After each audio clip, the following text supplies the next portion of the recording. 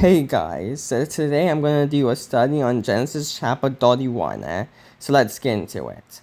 Now Jacob heard what Laban's son was saying, and Jacob said all that was our father has builded this wealth from what belonged to our father. And Jacob saw from Laban's face that his attitude toward him was not the same as before. The Lord said to him, "Go back to the land of your ancestors and your family, I will be with you." So, now, Jacob heard what Laban's son was saying. Jacob seen all that was our father and built its wealth from what belonged to our father.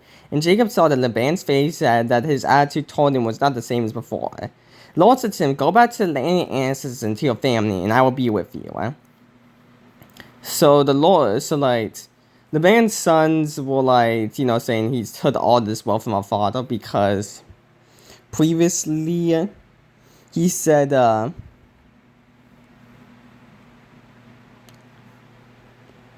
So Laban asked, "What should I give you?" And Jacob said, "You don't need to give me anything. If you do this one thing for me, I will continue to shepherd and keep your flocks.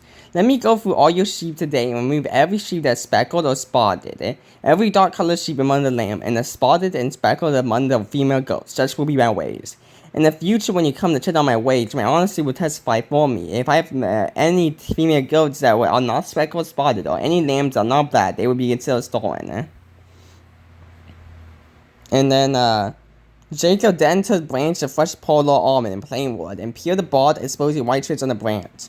He set the peeled branch in a trough in front of the sheep, in the water channel where the sheep came to drink, and the sheep bred where they came to drink. The flocks bred in front of the branch and bore sweet, speckled, and spotted young. Jacob separated the lands and made the flocks face the sweet sheep and the completely dark sheep in the band's flocks. Then he set his own sheep apart and did not put them with the band sheep. Whenever the stronger the flock were breeding, Jacob placed the branch in the trough in full view of the flocks, and they were breeding in front of the branch. As for the weaklings of the flocks, he did not put out the branch, so it turned out that the weaker sheep belonged to Laban, and the stronger ones to Jacob. And the man became very rich. He had many flocks, female and male slaves, and camels and donkeys. So Jacob was making sure that all the strong sheep were his, and all the weak sheep were Laban's. So, his sons were mad at Jacob for doing this, for having on the strong sheep, and Laban only having on the weak sheep. And the Lord understands that they're getting angry, so he's like, "Go back to the land of your ancestors and to your family, I'll be with you." So he's like, "It's time for you to go back to your land and to your ancestors, and yeah, I will guide you." Jacob had Rachel and Leah called to the field where his flocks were. He said to her, "I can see from your father's face that his attitude toward me is not the same as before, but the God my father has been with me. You know that with all my strength I have served your father, and that he has cheated me and changed my wage 10 times. But God has not let him harm me. If he said the spotted sheep will be your wage, then all the sheep were born spotted. If he said the street sheep will be your wage, then all the sheep are born street. God has taken away your father's half and given them to me. When the flock were breeding, I saw in a dream that the sweet and spotted and speckled males was mating with the females. In the dream, the angel of the God said to me, 'Jacob,' and I said, 'Here I am.' He said, look up and see. All the males are mating with the flocks are sweet, spotted, and speckled. For I have seen all that Laban has been doing to you. I am the God of Bethel. Where you pour oil on the stone mother, make a solemn vow to me. Get up, leave this land, and return to your native land." Then Rachel, I guess maybe Jacob wasn't purposely breeding the sheep to make, because I don't understand. Maybe he was purposely doing it, maybe he wasn't, but maybe it just happened on accident, or not on accident, but God did it. Made it so that all the sheep were born speckled, spotted, and speckled because of all the things that the band did for him. But yeah. Anyways, and then he said, "I am the God of Bethel, where you pour oil on the stone altar, make a solemn vow to me. Get up, leave this land, and return to your native land." So he's like, "I'm the God that appeared to you in Bethel, where you poured oil in the stone altar, made a solemn vow to me. Get up, leave this land, return to your native land." So it's like, to go back to your native land. Then Rachel and Leah answered him, "Do we have any portion or inheritance in our father's family? Are we not regarded by him as outsiders? For he has sold us and has certainly spent our purchase price." In fact, all the wealth that God has taken away from our father belongs to us and to our children. So do whatever God has said to you, eh? So Jacob got up and put his children and wives on the camels. He took all the livestock and possessions he acquired on Padan Aram, and he drove his horse to go to the land of Canaan to his father Isaac. When the band had gone to shear sheep, Rachel stole father's household idols, and Jacob deceived Laban the Amorite and not telling him that he was fleeing. Eh? So when Laban had gone to shear sheep, Rachel stole father's household idols. Rachel stole father's household idols, which is not good because God doesn't like other idols, and also she stole them. And Jacob deceived Laban the Amorite and not telling him that he was fleeing. Jacob tricked Laban into thinking he was just not running away. He fled with all his possessions across the Euphrates and headed for the hill country of Galilee. On the third day, Laban was told that Jacob had fled, so he took his relatives with him and pursued Jacob for 7 days and overtook him in the hill country of Galilee. But God came to Laban and Amorim in a dream at night. Watch yourself, God warned him. Do not say anything to Jacob, either good or bad. So, on the third day, Laban was told that Jacob had fled, so he took his relatives with him, pursued Jacob for 7 days, and overtook him in the hill country of Galilee. But God came to Laban and Amorim in a dream at night. Watch yourself, God warned him. Do not say anything to Jacob, either good or bad. So Laban was going after Jacob, and then God came to Laban and says watch yourself. Do not say anything to Jacob, either good or bad, because I'm with Jacob, and you better not do anything to Jacob. Laban overtook Jacob. Jacob had pitched his tent in the hill country, and Laban and his relatives also pitched their tents in the hill country of Galilee. Laban said to Jacob, "What have you done? You have deceived me and taken my daughters away like prisoners of war. Why did you secretly flee from me and deceive me and not tell me? I would send you away with joy and singing, with tambourines and lyres. But you didn't even let me kiss my grandchildren and my daughters. You have acted foolishly. I could do you great harm, but last night the God of your father said to me, watch yourself. Do not say anything to Jacob, either good or bad. Now you have gone off because you long for your father's family, but why have you stolen my gods?" So Laban was like, "What have you done? You have deceived me and taken my daughters away like prisoners of war. Why do you secretly flee from me, deceive me, and not tell me? I will send you away with joy and singing, with tambourines and lyres." So he was like, if you would tell me, I would send you away with joy and singing, with tambourines and lyres. Which is a possibility, but he was, and Jacob saw that Laban's face, that his attitude towards him was not the same as before.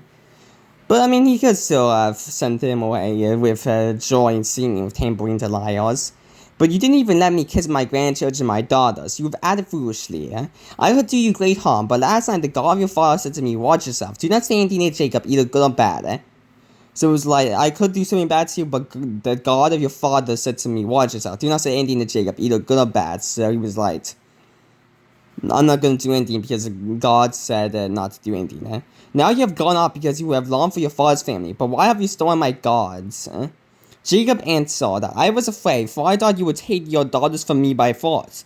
If you find a god with anyone here, he will not live before our relatives. Point out anything that is yours to take it. Jacob did not know that Rachel had stolen the idols. So Jacob was like, if you find your gods with anyone here, he will not live before you all relatives. Point out anything that is yours to take it. So Jacob was like, I didn't steal any items. I didn't steal any idols.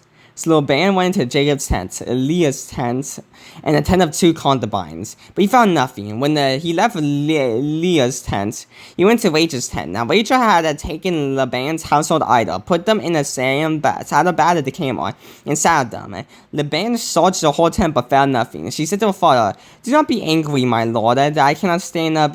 But that I cannot stand up in your presence. I am in hiding my period. So Laban searched but could not find the household idols. So Rachel, the one who took the idol, put them in the sand pad of the camel and sat on them. And she said to her father, "Do not be angry, my lord, that I cannot stand up in your presence. I'm having my period." So she stole his idol, put it in a camera, sat on it, and just lied to her father that she was having a period. So Laban saw it and could not find the household idols. Then Jacob became incensed and brought charges against Laban. "What is my crime?" he said to Laban. "What is my sin that you have pursued me? You searched all my possessions. Have you found anything of yours? Put it here before my relatives and yours, and let them decide between the two of us. I have been with you these 20 years. Your ewes and female goats have not miscarried, and I have not your ewes and female goats have not miscarried, and I have not eaten the lambs of your flock. I did not bring you any of the flock torn by wild beasts. I myself bore the loss.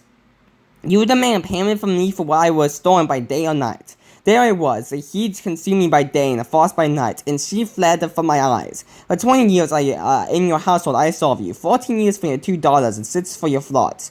You have changed my wage 10 times. And the God of my father, the God of Abraham, the fear of Isaac had not been with me. Certainly now you would have sent me off empty-handed. God has seen my affliction and my hard work, and the issue is voted last night." So Jacob became incensed and brought charge against Laban. So he's like, "What is my crime? What is my sin that you have pursued me? You searched all my possessions. Have you found anything of yours? Put it here before my relatives and yours, and let them decide between the two of us. I've been with you these 20 years. So you and female goats have not miscarried." So he's like, "I took care of your ewes and female goats, and I'm not eating the lambs of your flock, so I haven't stolen and eaten your lambs. I not bring you any of the flock torn by wild beasts. I myself bore the loss, so if any wild beast tore the flock, I bore the loss. You demand payment from me for what was stolen by day or by night. There it was, the heat consumed me by day and the frost by night, and the sheep fled from my eyes. For 20 years in your household I served you, 14 years for your 2 daughters and 6 years for your flock. And you have changed my wage 10 times. So he's like, You have deceived me like 10 times. You changed my payment 10 times. The God of my father, the God of Abraham, the fear of Isaac had not been with me. Sorry now you would have sent me off empty-handed. But God has seen my affliction and my hard work, and the issue is voted last night." So he's like, if the God of my father, the God of Abraham, the fear of Isaac had not been with me, I wouldn't have anything. But God has seen my affliction and my hard work, and the issue is voted last night. Then Laban answered Jacob, the daughters are my daughters, the children my children, and the flocks my flocks. Everything you see is mine. What can I do for today for these daughters of mine, or for the children they have born? Come now, let's make a covenant, you and I. Let it be a witness between the two of us." So Jacob picked out a stone and set it as a model. Then Jacob said to his relatives, "Gather stones," and they took stones and made a mound. Then ate there by the mound. Laban named the mound Jacob Shavafuf, but Jacob named it Galilee. Then Laban said, "This mound is a witness between you and me today. Therefore the place was called Galilee, and it was a mispath. For he said, May the Lord watch between you and me when you are out of each other's sight. If you mistreat my daughters or take other wives, though no one is with us, understand that God will be a witness between you and me." Laban also said to Jacob, "Look, this mound and the marker I've set up between you and me. This mound is a witness, and the marker is a witness that I will not pass beyond this mound to you, and you will not pass beyond this mound and this marker to do me harm. The God of Abraham and the gods of Nahor, the gods of the father, will judge between us." And Jacob swore by the fear of his father Isaac. Then Jacob offered a sacrifice on the mountain, and invited his relatives to eat a meal. So they ate a meal and spent the night on the mountain. Laban got early in the morning, kissed his grandchildren and daughters, and blessed them. Then Laban returned home.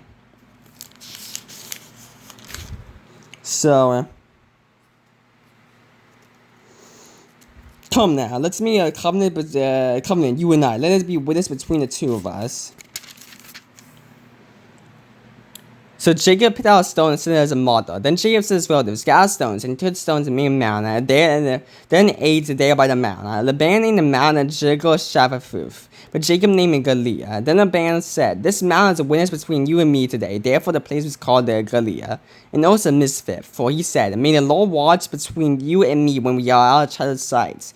If you mistreat my daughter or take other wives, so no one is with us, understand that God will be a witness between you and me." So he's like, if you mistreat my daughters or take other wives, like, so though no one's with this, understand that God will be a witness between you and me. So God will, like, make sure that if you do anything, if you mistreat any of my daughters or take any wives, God will punish you for that. Laban also said to Jacob, let this mountain and mud I've set up between you and me. This mountain is a witness, and our mother is a witness, that I will not pass beyond this mountain to you, and you will not pass beyond this mountain and this mountain do me harm. God of Abraham's and the gods of Nahor, the gods of their father, will judge between us. And Jacob swore by the fear of his father Isaac.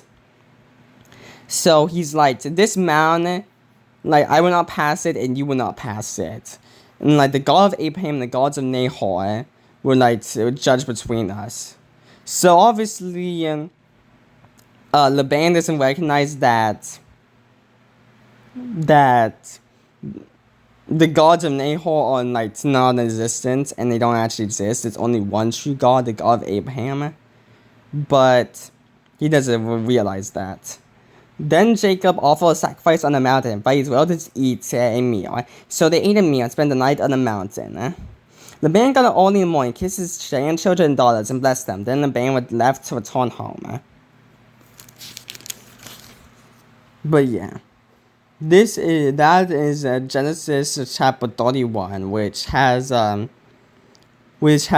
Jacob fleeing from Laban, and Laban catching up to Jacob, and then Laban and Jacob are making covenant with each other.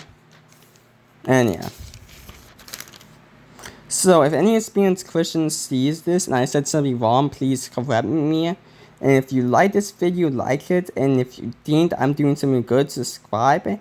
And I will see you the next day if the Lord wills. Bye.